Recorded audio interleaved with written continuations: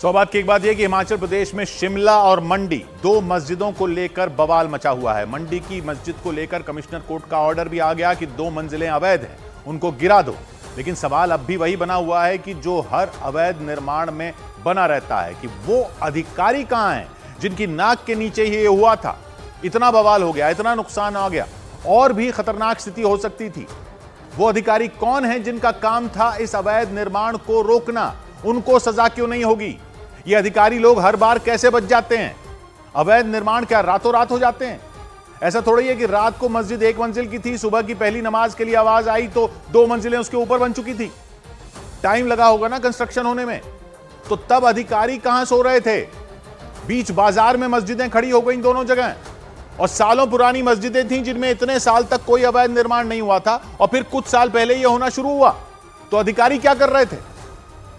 हिंदू मुसलमान करने वालों को तो हिंदू मुसलमान करने का मौका इन अधिकारियों ने दिया है ना। अब जब सबका पारा हाई है तो लोगों को अवैध निर्माण मुसलमानों का निर्माण लग रहा है, क्योंकि वो मस्जिदें हैं जहां ये हुआ। तो अधिकारियों को यह अंदाजा नहीं रहा होगा कि इसमें धर्म का एंगल आएगा ही आएगा, और इंटेलिजेंस वालों को अंदाजा नहीं रहा होगा कि मस्जिद में अवैध निर्माण होने दिया जाएगा तो मामला हिंदू मुस्लिम टेंशन में ना बदल जाए कहीं। जिन अधिकारियों ने यह होने दिया वो मस्जिद से जुड़े हुए थे क्या?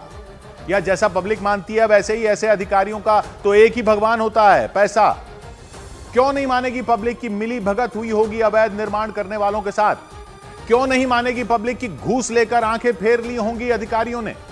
और अगर ऐसा नहीं है तब तो बड़े ही नाकारा किस्म के अधिकारी हैं, अगर उनको पता ही नहीं चला कि मस्जिदों में अवैध निर्माण कब और कैसे हो गया। बता रहे हैं नक्शा ही पास नहीं हुआ था, तो ऐसे ही नक्शा पास किए बिना बिल्डिंगें बनती रहती हैं, आपको पता भी नहीं चलता। नक्शा पास करने का दफ्तर खोलकर बैठे हो, या ज्योतिषी की गद्दी लगा रखी है शादी की कुंडली मिलाने वाली कि जिसकी मर्जी हो वो कुंडली मिलाकर शादी कर ले, जिसकी मर्जी ना हो वो कुंडली मिलाए बिना भी शादी कर ले, या जैसी जिसकी श्रद्धा उस हिसाब से कुंडली के योग भी मिला देते हो। मजाक चल रहा था क्या? इतना बवाल हो गया अवैध कंस्ट्रक्शन पर, और इन अधिकारियों को कोई मतलब ही नहीं। जिनको हिंदू मुसलमान करना है उनको मुद्दा मिल गया, वो उसे भुनाने बैठ गए, और ये अधिकारी दुबक के निकल गए पतली गली से। अतिक्रमण हुआ कैसे? किसकी जिम्मेदारी थी अतिक्रमण रोकना उस इलाके में? वो अधिकारी कौन है, कहां है? पकड़कर सामने क्यों नहीं लाया जाता उनको? मंडी में कह रहे हैं कि सरकारी विभाग की जमीन थी जहां अतिक्रमण कर दिया। पब्लिक ऐसा कर सकती है बिना किसी के एक्शन लिए? आप घेर कर देखो तो सही, कोई सरकारी जमीन, कोई आएगा नहीं आपके पास। घूस मांगने ही आए चाहे तो, लेकिन आएंगे जरूर। ऐसा थोड़ी है कि इनको पता नहीं चलता कि इनकी जमीन कौन सी कहां है, और अगर वो भी पता नहीं रहता इनको तो बिल्कुल ही नालायक हैं फिर तो ये लोग। इनके जिम्मे पब्लिक की संपत्ति क्यों दे रखी है अगर इनसे नहीं संभलती है तो? आप किसी को अपना सामान दोगे अगर बार बार उसके यहां से सामान चोरी हो जाए तो सरकारी जमीन तो पब्लिक का सामान है ना, इन्होंने चोरी कैसे होने दिया? और चोरी हो गई तो भरपाई ये नहीं करेंगे? वहां हिमाचल में पब्लिक नारा लगा रही है सरकारी जमीन पर अतिक्रमण के खिलाफ प्रदर्शन में। वो सुना नारा आपने? वो कह रहे हैं ये जमीन है हम आपकी नहीं किसी के बाप की। वो ये मस्जिद वालों को कह रहे हैं, लेकिन ये जमीन हथियाई किससे? सरकारी अधिकारियों के हाथ में थी ना।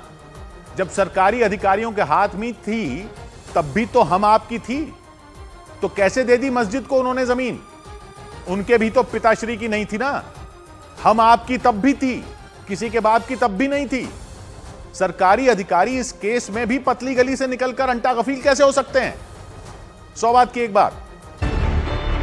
न्यूज़ 18 इंडिया चौपाल, एक ऐसा मंच जहां जब जब बात निकलेगी तो सिर्फ दूर तक नहीं बल्कि दुनिया के कोने कोने में जाएगी, क्योंकि इस बार बात होगी भारत के वैश्विक महाशक्ति बनने के लक्ष्य पर।